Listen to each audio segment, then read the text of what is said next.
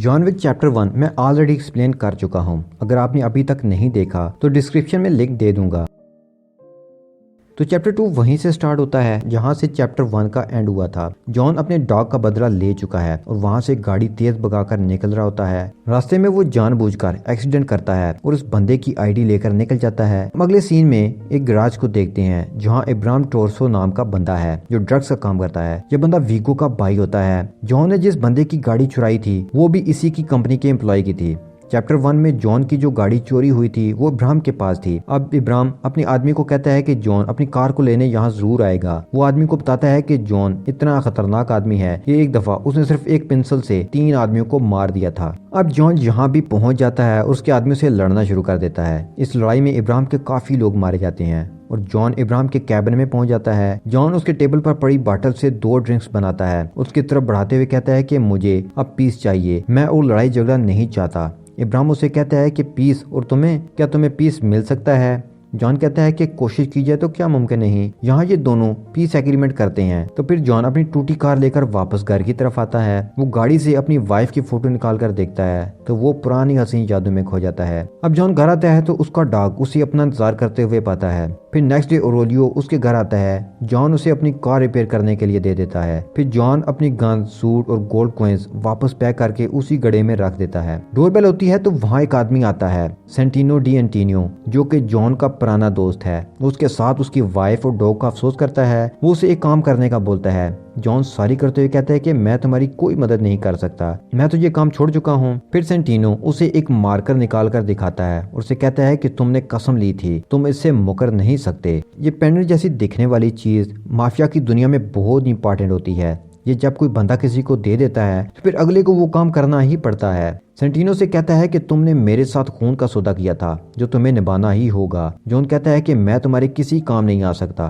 Please तुम यहाँ से चले जाओ। लेकिन सेंटिनो से कहता है कि तुम मना करो या ना, मेरा काम तो तुम्हें करना ही होगा। फिर सेंटिनो वहाँ से बाहर आता है और बाहर आते ही वो बम मारकर उसके घर को तबाह कर देता है। अब जॉन के पास उसकी यादें भी नहीं बची थी, सब कुछ उस घर में जलकर राख हो चुका था। लेकिन इस हमले में जॉन और उसका डॉगी बच जाते हैं। वो वहाँ से होटल कॉन्टिनेंटल में जाता है विंस्टन से मिलने। वो विंस्टन को बताता है कि सेंटिनो ने उसके घर को तबाह कर दिया है। विंस्टन से कहता है कि तुमने सेंटिनो जैसे आदमी को ब्लड मारकर दिया ही क्यों, अब वो तो उसका मिसयूज करेगा ही। जॉन कहता है कि जब मैंने उसे वो मारकर दिया था उस वक्त मेरी मजबूरी थी, मेरे पास कोई ऑप्शन ही नहीं था। विंस्टन से कहता है कि यहाँ 2 रूल हैं जिन पर हर हाल में अमल करना ही पड़ता है। एक तो होटल कॉन्टिनेंटल में किसी किस्म का क्राइम, गोलीबारी, लूट मार, झगड़े की इजाजत नहीं। दूसरा, अगर किसी को ब्लड मारकर दे दिया तो उसका काम तो करना ही होगा। अगर इन रूल्स में से किसी को भी तोड़ा तो तुम्हें एक्स क्रिमिनो गॉड डिक्लेयर कर दिया जाएगा, फिर तुम्हें माफिया असैसिन कहीं से भी ढूंढकर मार देंगे। यहाँ विंस्टन उसे कहता है कि तुम पहले मार्कर का काम करो, फिर चाहे उसे गोली मारो, मुझे फर्क नहीं पड़ता। फिर जॉन अपने डॉग को होटल में ही छोड़कर सेंटिनो के पास जाता है। सेंटिनो उसका वेट कर रहा था। जॉन उसे पूछता है कि तुम क्या काम करवाना चाहते हो। सेंटिनो से बताता है कि हाई टेबल दुनिया की बहुत बड़ी माफिया है जिसकी 12 सीटें हैं जिन पर 12 मुख्तलिफ माफिया बैठते हैं। मेरे बाप ने मरते वक्त वो सीट मुझे देने के बजाय मेरी बहन को दे दी। मैं चाहता हूँ कि वो सीट मुझे मिल जाए, इसलिए तुम मेरी बहन को मार दो। जॉन कहता है कि ये काम तो तुम भी कर सकते हो। तो सेंटिनो कहता है कि मैं ये नहीं कर सकता, इसके पीछे एक वजह है। फिर जॉन एक बैंक जाता है और वहाँ से अपना बैग निकालता है जिसमें गन, सूट और गोल्ड कॉइंस होते हैं। वो सूट पहनकर बाहर आता है। दुनिया के हर शहर में माफिया का एक कॉन्टिनेंटल होटल है। रोम में भी ऐसा ही होटल था। जॉन वहाँ जाकर अपना रूम बुक करवाता है। वहाँ उसकी मुलाकात अपने एक पुराने फ्रेंड जूलियस से होती है। जूलियस इस होटल का मालिक भी था। जूलियस को पता था कि जॉन रिटायर हो चुका है। जॉन उसे बताता है कि मैं रिटायर हो चुका हूँ लेकिन मुझे एक आखिरी काम करवाना है। जूलियस उसे सबसे बेस्ट रूम देता है। यहाँ से जॉन एक टेलर शॉप पर जाता है और अपने लिए एक टक्सीडो सूट बनवाता है और कुछ हथियार भी खरीदता है। जॉन अपनी तैयारी में लग जाता है। सेंटिनो महल का ब्लूप्रिंट निकलवा कर उसके तमाम रास्तों और खुफिया रास्तों को देखता है कि कहाँ से अंदर जाया जा सकता है और कहाँ से बाहर। हम देखते हैं कि जॉन जहाँ भी जा रहा है उसे जानने वाले मिल रहे हैं जो उसकी मदद भी खुले दिल से कर रहे हैं। वो इस वजह से कि जॉन सबके काम आने वाला बंदा था। वो कातिल था लेकिन अपनी माफिया बरादरी में वो सबकी हेल्प करने वाला और काम आने वाला बंदा था। इसलिए माफिया में उसकी बहुत से मुख्तलिफ दोस्त बन गए थे जो उसके लिए किसी भी हद तक जा सकते थे। अब जॉन एंटोनियो महल पहुंच जाता है जहां पार्टी चल रही होती है। यहाँ आज जियाना डी एंटोनियो की ताजपोशी होने वाली होती है। जॉन खुफिया रास्ते से महल के अंदर जाता है और रास्ते में जगह जगह वो अपने हथियार छुपा जाता है। अब हम जियाना को देखते हैं जो किसी क्यूनियो नामी बंदे को मिलने जाती है। जियाना के बंदों ने क्यूनियो के इलाके को हथिया लिया होता है, इसलिए वो जियाना के पास आता है ताकि अपने खोए हुए इलाके वापस पा सके, लेकिन जियाना उसे वापस भेज देती है। फिर वो अपने बाथरूम में जाती है जहाँ जॉन पहुंच जाता है। जियाना यूं जॉन को चोरी छुपे आने की वजह से जान जाती है कि जरूर कोई गड़बड़ है। वो जॉन को कहती है कि हम दोस्त थे तो तुम यहाँ ऐसे क्यों आए। तो जॉन बताता है कि मुझे तुम्हें मारने के लिए भेजा गया है। वो पूछती है कि कौन है जो मुझे मरवाना चाहता है। जॉन उसे बताता है कि वो तुम्हारा भाई है। जियाना ये सुनकर सैड हो जाती है और अपने दोनों हाथों की नसें काट कर पानी में बैठ जाती है। वो जॉन से पूछती है कि क्या मेरी जगह हेलन होती तो क्या तुम उसे भी मरने देते। जॉन कुछ नहीं कहता और जियाना मर जाती है। जॉन जाते हुए उसकी हेड पर गोली मारता है ताकि मेक श्योर हो कि वो मर चुकी है। फिर वो वहां से निकलने लगता है तो रास्ते में जियाना का बॉडीगार्ड कैशियन देख लेता है तो दोनों एक दूसरे पर फायर करते हैं, लेकिन दोनों ने ब्लड प्रूफ जैकेट्स पहनी हुई थी तो दोनों ही बच जाते हैं। जॉन मौका मिलते ही वहां से भाग जाता है। जियाना के गार्ड्स और बाकी गैंगस्टर उस पर अटैक करते हैं, लेकिन यहाँ जॉन फिर से अपनी फाइटिंग स्किल्स दिखाता है। वो सब आदमियों को मारते हुए आगे बढ़ता है और उसी खुफिया सुरंग में आ जाता है जहाँ उसने हथियार छुपाए हुए थे। वो अपने हथियारों की मदद से इन सबको मारना शुरू करता है और वहां से बाहर जिंदा सलामत आ जाता है। वो भाग ही रहा होता है कि कैशन गाड़ी से उसे टक्कर मार देता है। फिर दोनों लड़ना शुरू हो जाते हैं और लड़ते लड़ते वो एक जगह से गिरते हैं जहां से वो होटल कॉन्टिनेंटल में आ गिरते हैं। यहाँ के रूल के मुताबिक तो वो लड़ नहीं सकते थे, इसलिए जूलियस उन्हें रोक देता है। अब दोनों एक बार में बैठे हैं और ड्रिंक पी रहे हैं। जॉन उसे बताता है कि मुझे मारकर दिखाया गया था, इसलिए उसे जियाना को मारना पड़ा, मेरी मजबूरी थी। जिस पर कैशन कहता है कि तुमने मेरे सबसे अजीज दोस्त जियाना को मारा, जिसका बदला मैं लेकर ही रहूंगा। यहाँ से जैसे ही हम बाहर निकलेंगे मैं तुम्हें मार दूंगा,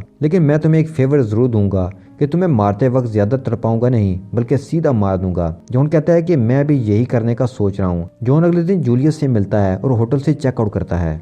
अब हम देखते हैं कि सेंटिनो ने जॉन के सर की कीमत रख दी थी, जिसका मैसेज सब माफिया को मिल जाता है। इसलिए सब जॉन को मारने के लिए जाते हैं ताकि उसको मारकर वो इनाम ले सकें। घर जाते वक्त जॉन पर अटैक कर देते हैं, लेकिन जॉन किसी के हाथ नहीं आता और सबको नए नए तरीकों से मारता हुआ ट्रेन में आ जाता है। ट्रेन में उसे कैशन मिलता है जो चाकू से उस पर अटैक कर देता है। जॉन जख्मी हो जाता है, लेकिन वो कैशन के सीने में चाकू घुसा देता है। उसे कहता है कि चाकू मत निकालना वरना तुम मर जाओगे, मैं तुम्हें जिंदा छोड़ा हूँ, और वो वहाँ से निकल जाता है। वो काफी जख्मी था और कातिल अभी भी उसका पीछा कर रहे थे। वो भागकर एक भिखारी के पास आता है और उसे गोल्ड कॉइन देकर कहता है कि मुझे वहाँ ले चलो। इतने में वहाँ कातिल आते हैं तो वो भिखारी उन्हें मार देता है।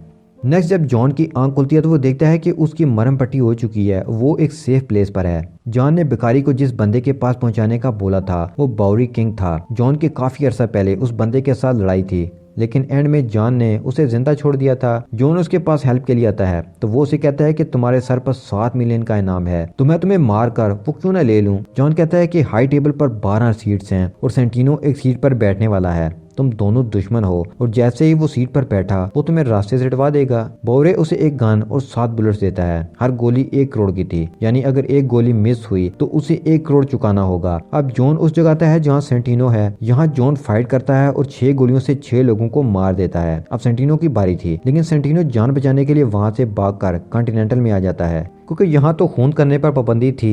सेंटिनो विंस्टन से जॉन की मेंबरशिप खत्म करने का कहता है, तो विंस्टन से कहता है कि जॉन ने कोई रूल नहीं तोड़ा तो उसकी मेंबरशिप कैसे खत्म की जाए। तभी वहाँ जॉन आ जाता है। विंस्टन उसे जाने का कहता है, लेकिन विंस्टन के सामने ही वो सेंटिनो के सर पर गोली मारकर उसे मार देता है। फिर वो अपने डॉगी के साथ अपने जले हुए घर में वापस आ जाता है। यहाँ कॉन्टिनेंटल होटल का रिसेप्शनिस्ट उसे मैसेज देने आता है कि विंस्टन तुमसे मिलना चाहते हैं। वो विंस्टन से मिलने जाता है तो वो उसे बताता है कि तुमने रूल तोड़कर अपनी जान खतरे में डाल ली है, अब मैं भी तुम्हें नहीं बचा सकता। अब तुम्हारे पास सिर्फ 1 घंटा है, सब तुम्हें मारने यहाँ आने वाले हैं। जॉन कहता है कि मैं यही हूँ, जिसने मुझसे आकर लड़ना है लड़ ले, मुझे मार दे।